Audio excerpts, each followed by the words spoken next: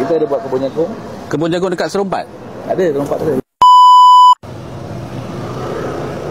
Khabar Tok Latif sihat? Alhamdulillah. Alhamdulillah. Panas ni.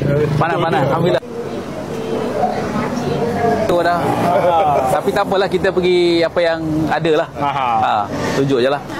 Sampai tengah hari sudah dapat beli beras? Dah sudah. Ini RM28 je? Yalah, 10 kilo?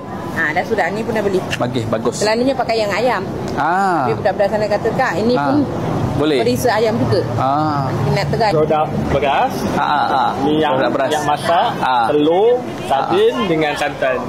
Yang tu yang laris tu. Masa ni lah, InsyaAllah akan datang. Kalau ada kita buat lagi lah. InsyaAllah. Nampak ada sambutan lah. Khemah usahawan. Assalamualaikum, khabar? 10 peniaga.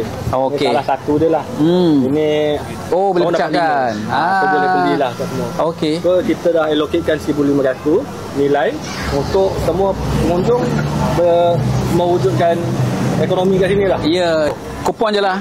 Tak boleh pakai cash lah? Cash pun boleh. Boleh ke? Saya tak dapat kupon kena cash. Ni jenis-jenis dia. Nanti peniaga ni akan claim dekat kita lah, jabat. Ni jagung lah. Ni memang. Assalamualaikum. Khabar? Ni ahli lah ni. Mesti lah. Serempat. Memang ada. Alamak.